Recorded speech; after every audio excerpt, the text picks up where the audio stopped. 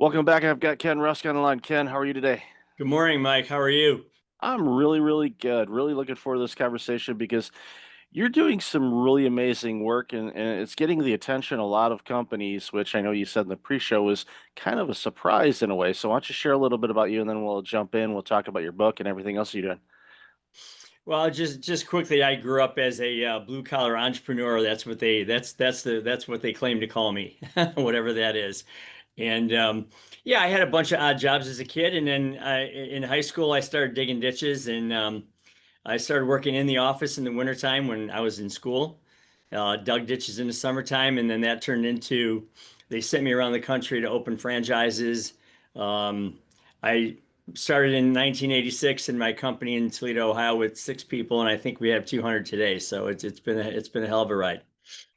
That's awesome. I grew up just north of you in the Metro Detroit area, so we share the mud hens. So thanks so You much got for it. Yeah. thanks for Yep. that. Thanks for that feeder system. That's done the Tigers quite well over the decades. Yeah, So there's some pretty good players going up there, that's for sure. yeah, definitely. So here you are. You're blue collar work. You're digging, and doing real hard work because that's not easy work by any stretch. And then in the wintertime, you did the office work. Now a lot of times you see, people that are in certain types of trades where, they like one thing, but they don't necessarily like the other kind of thing. So the fact that you were able to kind of interchange the two of them speaks volumes about you. I mean, even in an early age, that you could pick up the things, and then of course you got a obviously a pretty good understanding of the business that you were in and all of that, and then that just led to the franchising kind of things, and then of course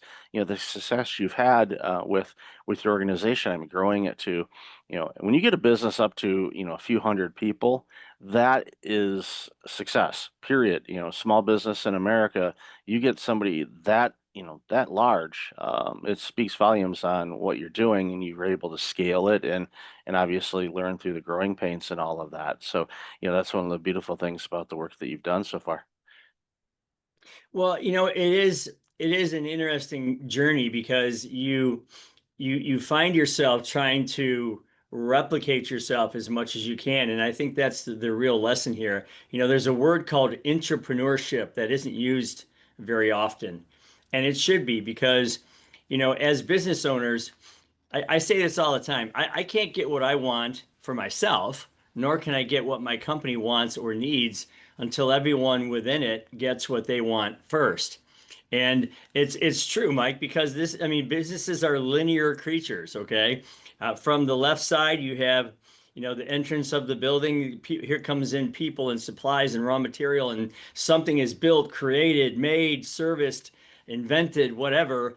And then that thing has a price tag attached to it, and then it goes through the sales department. Hopefully, it's sold, installed, it works, and then it's paid for, and hopefully, there's profit at the end of that line. And you are always at the end of that line as a business owner. So it behooves you to make sure that everybody between you and that line does as well as they can for themselves. And that's the thing. I am more interested in the futures of the people within our organization than I think even some of them are at times. And it's a very powerful thing when you can get many individual timed pathways, which is another word for goal.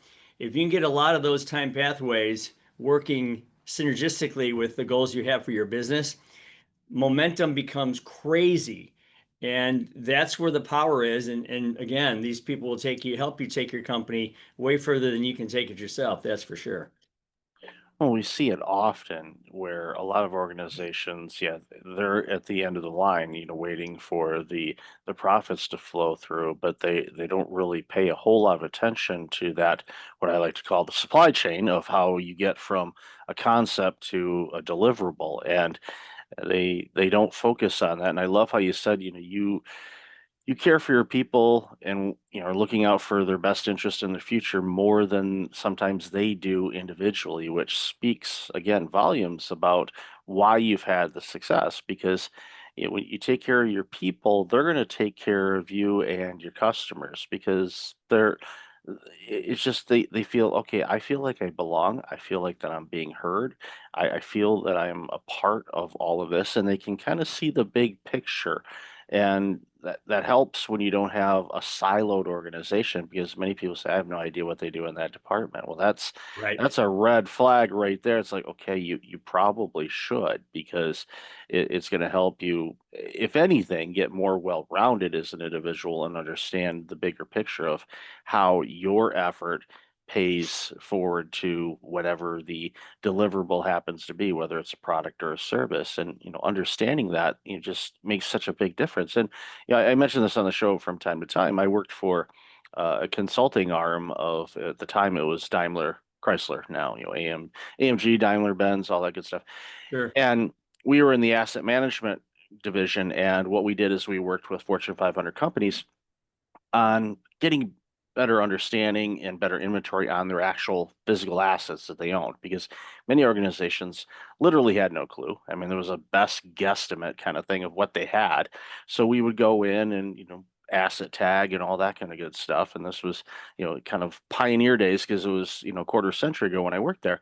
So it was still early on using technology and all of that to, keep track of things. So what we did is we always had, different project teams that would work on these projects, but at the end of it, we would always have that, debrief. Okay, what went well, what didn't?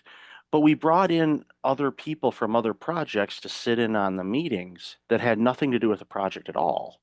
And what that did is it built a camaraderie because what would happen is then one, we got a lot better at what we did. We found efficiencies because those outside project team members would say, well, we saw this when we did this, so we got better at what we did, and we shared the knowledge. But also, what it did was it made us all interchangeable at different projects. So it more or less we ended up working with everybody instead of our core 3 or 4 people that does this kind of business and this kind of business. It just we got so much improvement in there, got on the radar back home in Germany, so they were quite interested. Okay, what are you doing there? How are you increasing the number of clients without bringing on additional consultants? What's the magic pill you're taking there? And it was just, well, we just started working together and collaborating, and it just created just a really dynamic department that was just absolute blast to work for. Well, and you made a good point a minute ago when you said take care of your people. So, if I gave you a piece of paper and a Sharpie and I said draw taking care of your people, it's a really difficult thing to do, right? So for me, when I think of taking care of the people, I think of creating an environment where they learn how to forecast what their future life is going to look like, how they can take care of themselves. And that's really the thing because nobody teaches people how to look at what your life is, look at where you want to go, draw it out completely in enormous detail, colorful, concise, clear detail, and then go get those things one puzzle piece at a time. Nobody teaches people within your organization, well, why are you here? What do you want out of this experience? What do you want your life to look like? And I find that when you get people understanding and saying things like, wow, I can get what I want for myself with and through Ken's company. So therefore, I will remain loyal, long-term, effective, motivated. And if you can turn these people by turning themselves into these goal-crushing machines, it's a whole different dynamic, Mike. I mean, you can't wonder why your people are working for you. I mean, every human being has three eights: 8 hours of sleep, 8 hours of work, and 8 hours of something else. I'm most interested in what the something else is because I want to hire the whole human being. I don't want to hire one third of them. And I think that's the biggest thing. People don't pay attention to why the people are working within their organization, so they never fully get their potential out of them. And I have personal goals, personal time pathways, and so does everybody else here. When those are working together, it's just an amazing thing. Yeah, that's when you see days and weeks and months and years fly by and you go, where in the world did the time go? Because Exactly. you're living your best life because you and you get to taste life and you see it, as a customer. when you walk into an establishment and you can tell if that dynamic, maybe it's just me, but and I'm sure you do too, you can tell right away, okay, what's the Mhm. dynamic here? Is this organization that is, really believes in their people, or are they strictly bottom line and they look at people as replaceable widgets and they can just swap them out? And Right. you see that. And even, there's a pharmacy across the street from me, and, I've lived in this location for almost a decade now, and there are still quite a few people there that have been there for 10 years. And I go in there and they don't, I mean, some of them they recognize me because, I'm in there from time to time, but they're jovial.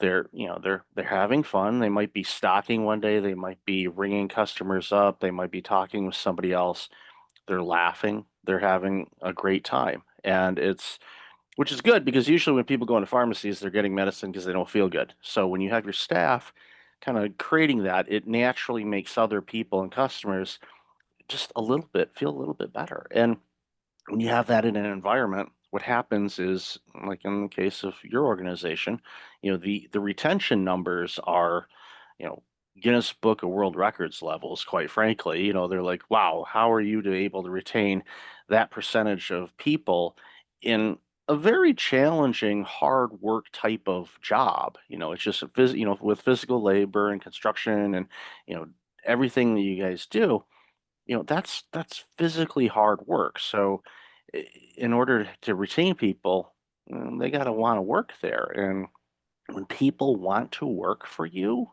it is one of those things where you need to, one, thank yourself that somehow, some way you figured out how to do it. And obviously your career and your life and who you are as an individual. It's those Midwestern boys, by the way. Yeah. Just side note, folks, if you're looking for people that, get it for some reason, must be in the water. It's the Great Lakes, must be that. But ultimately it just, I don't want to say it makes work easier, but it does. It makes it easier to withstand, obviously, the challenges that we've seen over the last 5 years. There's been a few, whether it's economy, supply chain, cost of things. There was this pandemic that happened, that just completely disrupted all kinds of different things. But when you have a healthy organization like yours, you're able to navigate through those things because, one, and I'd love your thoughts on this. The people know that the organization is going to do everything humanly possible to take care of things, to make sure that they're as safe as they can be. And when they have that, all of a sudden it makes it easier to navigate those choppy waters. So I'd love to hear your thoughts on that. Well, yeah, I think the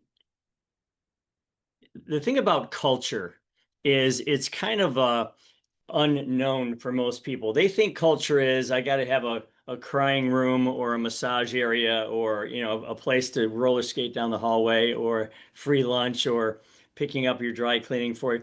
That's all fine, but I had to work on culture before culture was even cool. Okay, so and I think that's why we get so much requests for speaking for culture in small businesses because if you can take a group of ditch diggers, which I'm proudly one of, okay, and you can create, work spans of 10, 20, 30, 40 years. I have my first two employees ever. They're still here 40 years later. And I've got many people in the 10s and 20s and 25s and 30 year spans. So in order to make that happen, you're right. You have to make sure that you create an environment where people believe they can get what they want for themselves. And I always say, I want you to be selfish. And I don't mean selfish at the detriment of others, Mike. What I'm saying is, I want you to work on self. I want you to work for yourself first and this company second. So what does self mean? What are you working on for you? What does your life look like for you? And then let's really focus on that because there again, that's where the power lies. Now, when you talk about people getting together and working as a group like that, now you've got people who are publicly posting what they want next out of life. They want to get a new car. They want to go to Scotland to play golf. They want to learn Spanish, or they want to maybe get in shape, or whatever it might be. Those are public timed pathways. We don't allow people to just walk around with these goals in their heads. Okay, they have to be public. And now you've got 200 people that are all high-fiving each other saying, "Hey man, I see you're 6 months away from that new Ford F250. That's pretty cool." Or, "When do you leave for Scotland? I see that you're almost on your way there." Those are the kinds of things. All I want to do is walk the hallways, high five people, hold them accountable sometimes to their time pathways, make sure they're real. But all I want to do is walk around this group of people and enjoy what they're enjoying. Okay. And it's the best way to live. You said it earlier. It's the most fun way to work. It's the best way to pass the hours and the time. And again, people ask me what I do for a living, and I say I help people celebrate their wins, man. I help people stay focused on who they want to be. And I've given up a lot of those mechanical pieces and parts that I had 10, 20, 30 years ago. And I remained in this visionary space. And as a CEO or a boss, manager, owner, whatever you want to call it, it's been fun. And I wouldn't change a thing. And to see the people winning is just all of it. Yeah, winning never gets old. So let's segue to your book. And we talked about this a little bit in the pre-show, where you wrote this amazing book, and an interesting side effect has come of it. Because, and I always ask authors this because I get to talk to a lot of writers on the show. As I always ask, okay, what motivated you to write the book? Because it is a time-consuming endeavor for sure, and but what prompted you to write the book? What's the book about? And then let's talk about the side effect that came of it. So I hand it Yeah. over to you. So the book's called Blue Collar Cash, and it's not necessarily about blue collar as much as it is about figuring out what you want your life to look like, and then picking any of the paths that you can take to get there. One of them being blue collar. Let's just not forget them, and let's not stigmatize them, because the supply is low and the demand is high, and that's where all the money is right now. So blue collar is definitely a place to be. But I wrote the book because literally, I mean, my daughter got sick when she was 12, like really bad sick.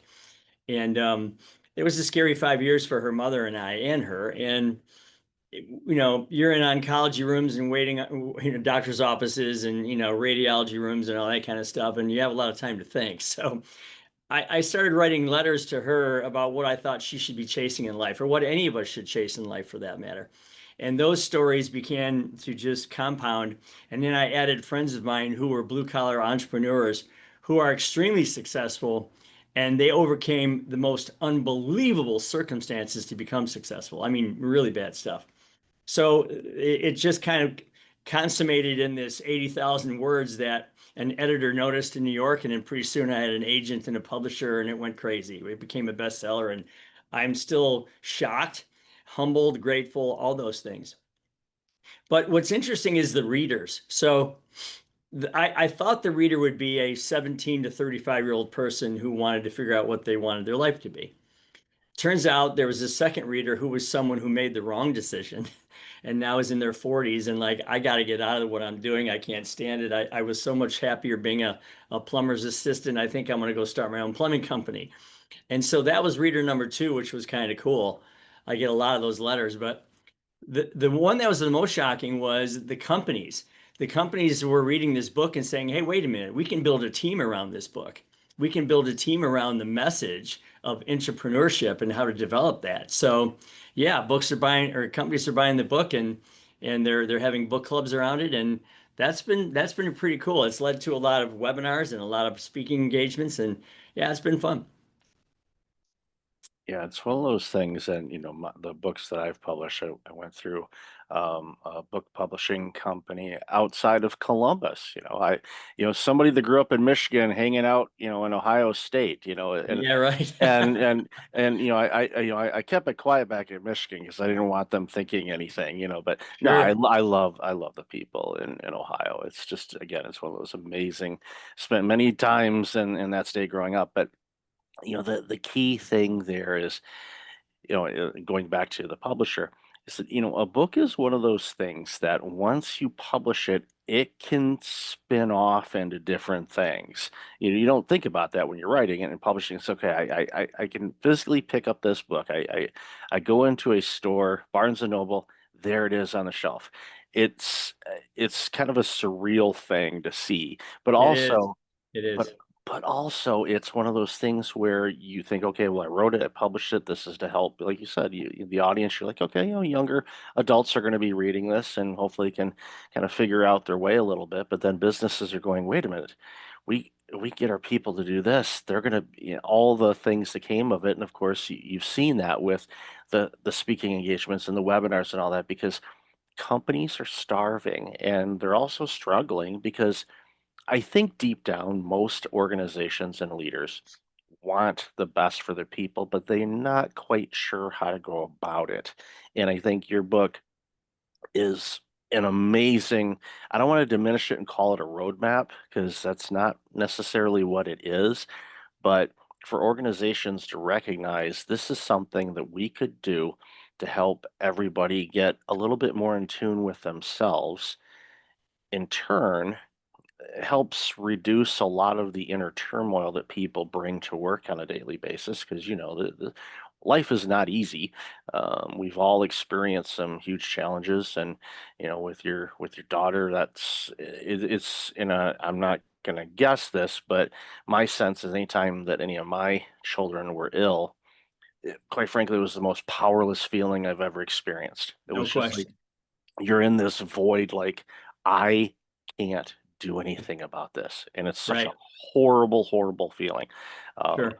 but in a lot of organizations are kind of feeling that right now with people and turnover and lack of engagement and things like that. So by following your book, it can help reignite and help people rediscover themselves, and in many cases, those people that were disengaged, not contributing, and just kind of there can turn around and continue to work there and improve. And all of a sudden, you like, well, what happened? It's like, well, we got better in tune with ourselves, and this book helped us do that.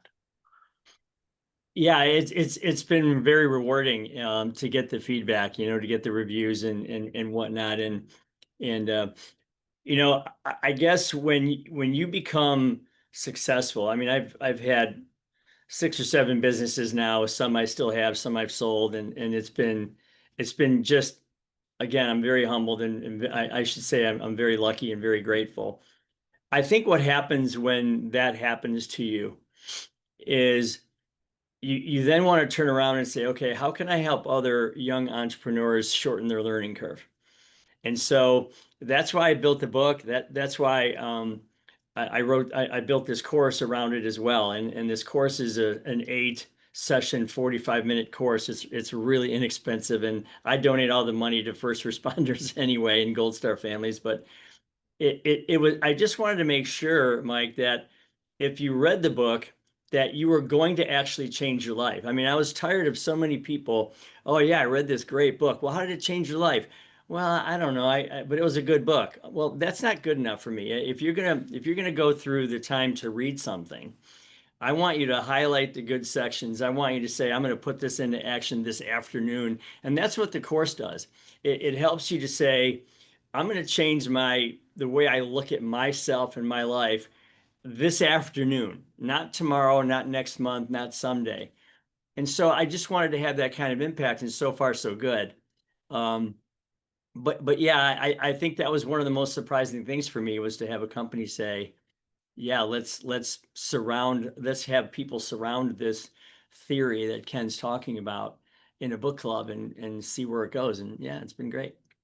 It's awesome, and it reminds me of somebody that I know. He mentioned this the other day. I was watching one of his webinars, and he said, in today's day, and you just gave a great example of someone buying a book, read it. It's okay. What are you going to do with it? No, it was just a good book. I just read it. And he basically says, and this is something that he's done, and results may vary for people, but he said, if you're going to buy a book or download that free ebook on how to do XYZ, he used the math. Okay, you're going to take an hour to buy it or do it or something like that.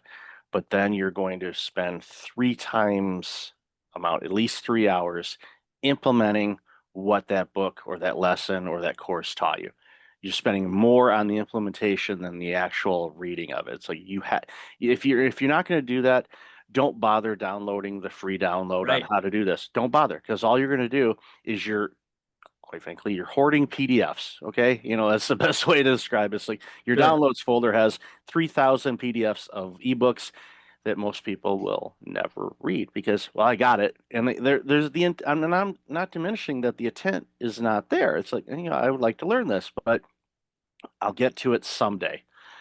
I've looked at pretty much every calendar on the planet that I could see. I've never seen the word someday anywhere. It's just Right. it's not there. Okay. Right. Today, and dates, circle it, commit it, clear, do whatever you need to do. Because if you feel it's strong enough and you want to make an improvement in your own personal life, because if you take care of yourself, like Kenna said, guess what? You're going to be able to take care of a lot of people, your company, the people you serve, your family, friends, all of that. So this book is a lot more than just, a business book or how to do things or how to live your life. This is an all-encompassing book. So in the show notes, I will definitely have a link to that as well as your course as well, because I think it's critically important for people to take advantage of this opportunity to be able to learn from you and the success you've had, because if they get a sliver of the success that you've been able to build over your career, we all benefit as a society, because I want, Sure. and I know you do too, Sure. I want Absolutely. people to be successful. Why? Because then we get better stuff. It's just Right. it's a win-win for all of us. The whole world improves. And it's funny that you mentioned that about someday because I actually wrote a whole section in one of my chapters called the Someday Club versus the Two-Day Club. And I analogize uh, someday as a country club. And then there's another club called the Two-Day Country Club. And if you, it's a pretty cool spin on getting your mind right because when you read these two clubs, you're going to go, "Wow, I don't want to belong to that one. I really want to belong to that one." So, pretty interesting part that you mentioned that because it's a very powerful choice of words. Which one you choose to use is up to you, but yeah, very powerful. Good stuff. Well, Ken, thank you so much for your time today. Where can people find out more about you, your book, and everything else you're doing? I would say go to kenrusk.com and you'll see the book, the course, and you'll see what we're up to there with the speaking that we're doing and the consulting and whatnot. Our speaking isn't necessarily keynotes; it's more of a hands-on consulting speech, which is Mhm. more fun than just Yeah. listening to someone blab. So yeah, be ready to do stuff when you have us, and it's a great time. So kenrusk.com, you can find all that stuff there. Awesome. I'll definitely have that in the show notes. So, Ken, thank you for being you and for doing all this amazing work. It's making the world a much better place. So, appreciate your time today. Thanks, Mike.